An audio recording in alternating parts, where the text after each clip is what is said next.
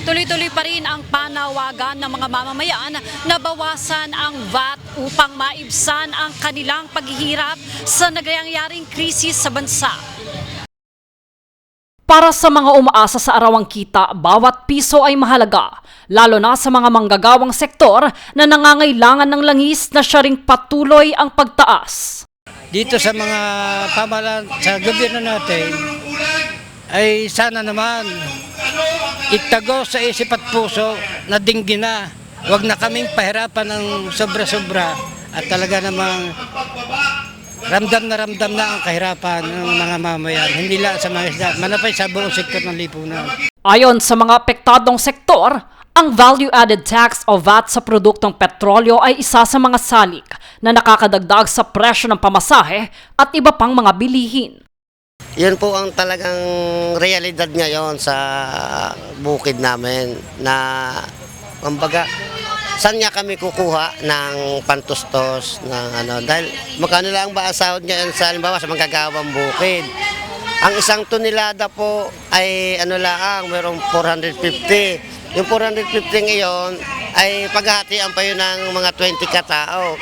Paliwanag ni Guillermo na halos 30 taon nang nabibilang sa sektor ng agrikultura, hindi sasapat ang buwanang kita nila ngayon na naglalaro sa 450 hanggang 500 pesos. Aniya, noon ay mayroon pa silang naiuuwi na 700 hanggang 800 pesos na ipinagkakasya sa 5 miyembro ng kanilang pamilya. Abono pa kami dahil dumalang na po ang aming harvest Dahil siyempre yung mga magkasaka na aming pinagtatrabahuhan, kulang din nga sila sa pambili ng kanilang mga abono. Kakunti na yung napoproduce nilang sugarcane na asukal. Kaya uunti rin ang aming tatrabahuhin. Dito hindi lang presyo ng pataba o fertilizer ang kanilang pinoproblema.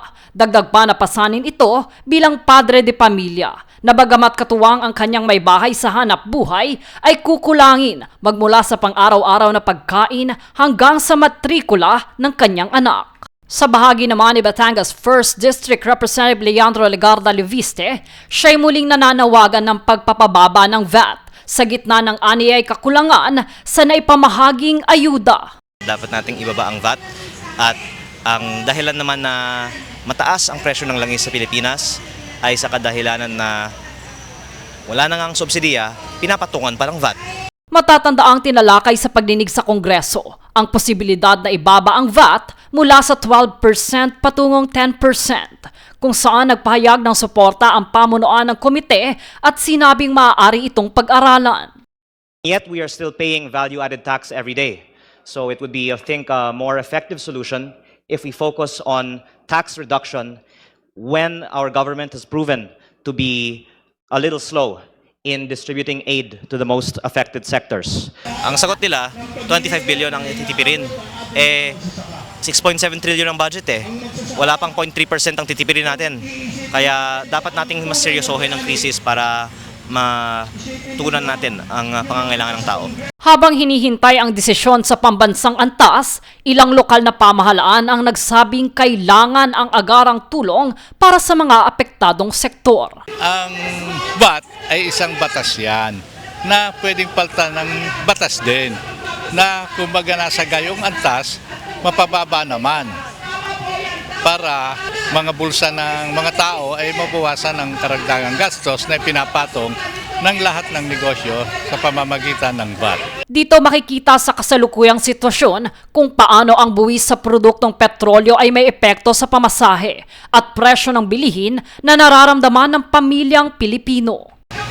Kahit 12% yan, alsin mo ang kahit kaunti noon, ay yun pasa-pasa na Pamula sa pagtatanim ng palay hanggang sa sinaing, sa kaldero, ay mababawasan yung epekto noong 12% na yan pag ibinaba.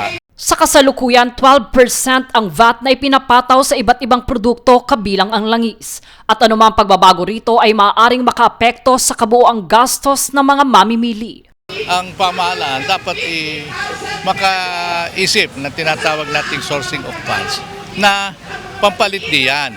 Sa panawagan na ibaba ang VAT, Nananatiling tanong kung paano ito maisasakatuparan ng hindi naapektuhan ang pondo ng pamahalaan at iba pang serbisyo. Kung ito man po ay sa biglang araw ay hindi agad may patupad, kami po ay patuloy na magtsatsaga at may balak pa rin kami na ang pwersa na ito araw-araw ay palakihin namin.